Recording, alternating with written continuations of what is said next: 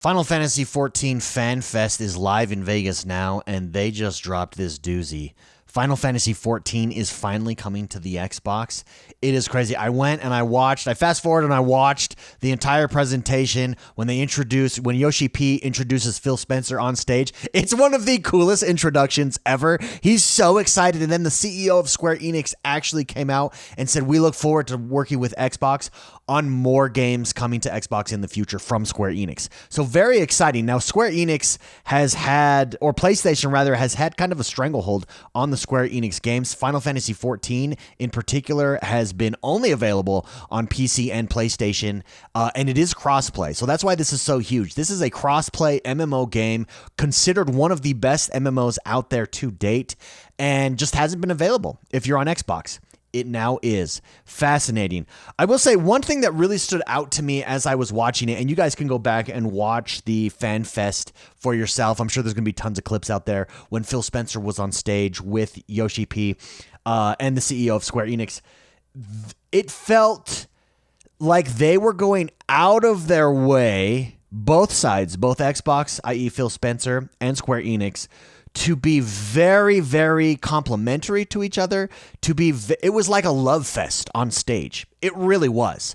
Watch it back and tell me where I'm wrong. In fact, if you had a completely different take on that, let me know in the comments right now. If I'm being biased and reading too much into this, let me know in the comments right now. I saw a love fest on stage. Rumor is that PlayStation, or not rumor, but speculation is that PlayStation would try to purchase Square Enix, especially after the Activision Blizzard case. After seeing that, I don't know that that's the case. In fact, after seeing the love fest that I just saw on stage, I would say maybe it's the other way. Now, make no mistake, obviously there's a very close relationship between PlayStation. This is based on nothing, only what I saw there. But the love fest was unreal on stage and really makes me question, would Square Enix be open to being purchased by PlayStation? Based on what I saw, based on today, I don't think so. I will say credit to Final Fantasy XIV, credit to Yoshi P, credit to Square Enix, bringing it to Xbox. You just expanded your player base. It is crossplay with everyone. It does drop in spring, and I could not be more excited. I have purposely not jumped into this game. My brother is very much into this game, and he's played it all the way through. I know a lot of people prefer Final Fantasy over World of Warcraft at this point in time. It's considered, again, one of the best MMOs. I'm just blown away. So let's take a look and see what Video Games Chronicle has to say here. And then we'll go from there. So the MMO will be officially launching in spring 2024, but an open beta will be launching alongside the game's upcoming patch 6.5 update, which is likely due in the coming months. According to Xbox, the Series X version of the game will support 4K graphics. That's pretty standard. While both the Series X and Series S versions will benefit from fast loading times. Obviously, that's a next-gen thing.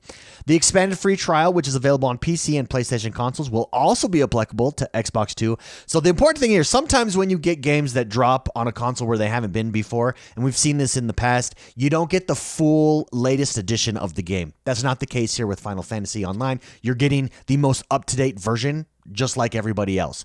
This means players will be able to play through the entirety of the base game, A Realm Reborn, as well as its first two expansions, Heavensward and Stormblood, up to level 70 with no restrictions on playtime.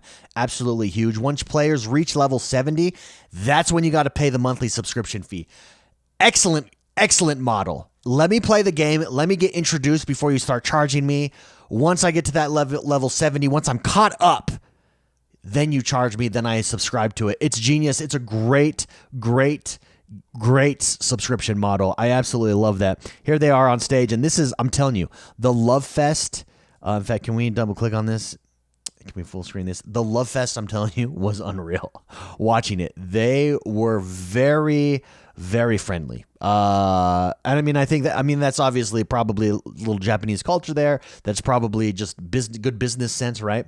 But it did give me some pause. Like, Square Enix PlayStation may not ever be a thing here. While the game is mainly an online multiplayer venture, Square Enix has been implementing a system called the Duty Support, which lets players take on content with a party of NPC allies instead of real players. My brothers told me about that. According to Xbox, by the time the game's open beta launches, the Duty Support system will cover all the main story dungeons from A Realm Reborn and the four current expansions, meaning players will be able to play through the main story content solo. Also a great way because a lot of people don't want to go and spend the hours running friends through. So great mechanic there. Again, part of the reason why Final Fantasy is considered one of the best MMOs, Final Fantasy XIV to date. The news marks the end of a lengthy effort by Xbox Phil Spencer to bring Final Fantasy XIV to Xbox consoles. In 2019, Spencer publicly committed to bringing that game to Xbox during a media presentation at the XO19 event in London. Then last year, he stated that he still hadn't given up on it. And I have to say, when they were on stage, the CEO of Square Enix made it a point, reiterated, bold, underlined, this would not have happened without Phil Spencer. They said it multiple times. They said, please give him another round of applause. This would not have happened without this man right here, Phil Spencer. So again, credit to Phil Spencer. Well done, Phil Spencer. You got to give all the credit here. I think this is absolutely huge. By all measurements, based on what I've seen there, based on watching that, I think we're going to start getting more Square Enix games on there. We did see some Square Enix games come to Game Pass over the last couple years. Then obviously we saw the latest Final Fantasy not drop. That's obviously timed exclusive deal on PlayStation. Do those go away in the long term? I think the relationships are being built that yes, it does. Does it flip the other way? Does Xbox get exclusive timed releases? It may. I'm telling you. What I saw was insane. I think relationship building in business is the number one thing. And it feels like that relationship has been built there. And what we saw on stage was huge. Go back and watch it. Highly encourage you. Again, let me know in the comments where I'm wrong. So for those of you that don't know Final Fantasy or Final Fantasy Online, I mean, here it is. 27 million players they boast. Bring your inner adventurer to life. Look how cool. It's so freaking cool. Oh my goodness. I could not be more excited to this. Again, I think you really do have to give credit to Phil Spencer here for just absolutely nailing this. This is huge news. I am going to be very curious to see what the future is with Square Enix and Xbox, what that relationship looks like. Does it continue to grow? And maybe we get exclusive timed releases on the Xbox. Now, a lot of PlayStation fans are probably like, that's never going to happen. You may be right. But I don't know. It feels like the momentum for Xbox just continues to build. When you watch this back, you get goosebumps watching it.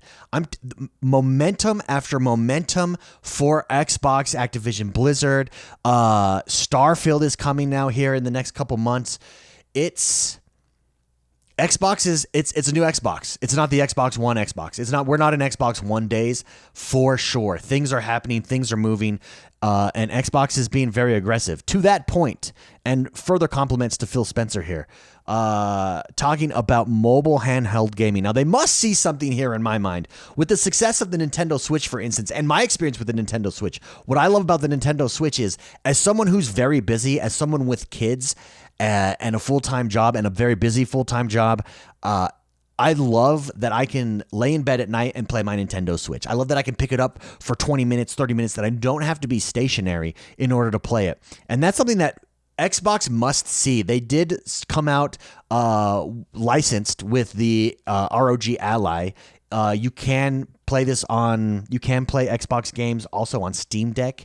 And Phil Spencer now, this is according to PureXbox.com, Phil Spencer says that Xbox is focused on improving handheld PC gaming experience. Quote, "We are focused on making the Xbox and Game Pass experience great on devices like the Ally."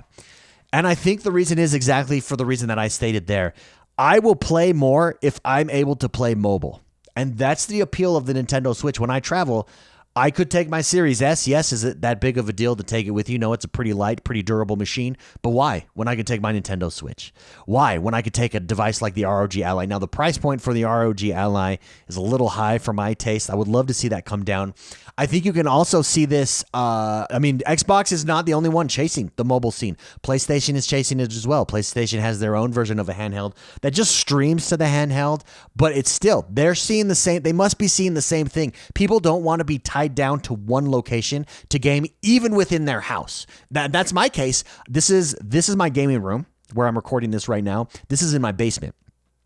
If I, with kids and a wife and a busy life and a busy job, when I play video games here, my Series X is hooked up down here, I am removing myself from the rest of my family. When I play my Switch upstairs on the couch while they're watching TV or doing something else, I'm not removed from my family. Thus, I'm able to play more.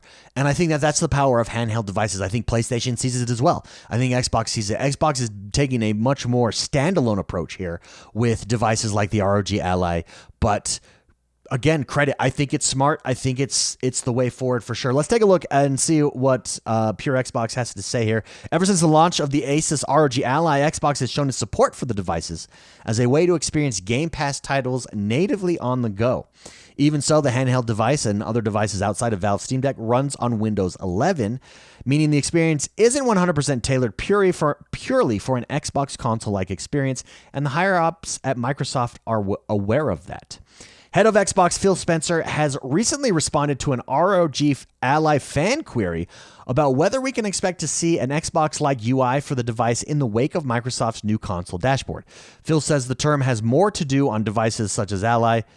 Phil says the team has more to do, on devices such as the Ally, and they're focused on improving the experience overall. Quote, here's what he said. This was on Twitter in a response to a player. Quote, I love the feedback. Thank you. We are focused on making the Xbox and Game Pass experience great on devices like the Ally. It is great to see Xbox customers using the Ally to take their gaming with them on the go. More to do. Very well said. Despite Phil's pledge to make Xbox work better on these handheld PC devices, we're pretty happy with how, this is Pure Xbox is pretty happy with how the device runs. And that's what I've seen. I've seen only positive reviews for the Asus ROG Ally. But again, I can't help but feel in days like today with news like this, is this that big of a story? This is not that big of a story. Final Fantasy is absolutely a huge story, but you combine the two and again, you see one step at a time. Xbox is here to play. Xbox, it's like the kid that you're used to, kids, as kids, you wrestle in the front yard with your friends, and you always have that one friend that you're able to wrestle and beat all the time. No competition. And then one day testosterone hits and he starts to grow, and you notice he's a little tougher to beat, and then he's a little tougher to beat. And eventually he's beating everybody on the block. That to me is where Xbox is under the leadership of Phil Spencer. You can see their new strategy. You can see the hard work that's coming in developing these relationships. Go watch. I'd encourage everybody to go watch the Fan Fest, Final Fantasy Fan Fest in Las Vegas, and tell me that they're not oozing over each other there. That relationship is not golden at the moment, because there's no other way to explain it. And I just can't help but think the momentum, if they continue with this kind of momentum day in and day out, Game Pass is such a huge value. We're only going to get more there. Xbox, sky's the limit. Xbox to the moon. And it's interesting. It's fun. It's fun to be a part of, for sure. I'd love to know what you think, though. Do you disagree with me? Am I overstating this? Do you disagree with my analysis of the stage presentation where Phil Spencer came out during Final Fantasy Fan Fest in Vegas? Let me know in the comments below. I could be wrong, but I could not be wrong, and I could be right. In fact, I think I'm right. Again, let me know where you agree, disagree with me in the comments below. Don't forget to hit that like button, subscribe to this channel. My name is X1 the Gamer. We come out with Xbox content every day on this channel. Subscribe. Have a great rest of your day, and we'll see you guys next time. Bye-bye.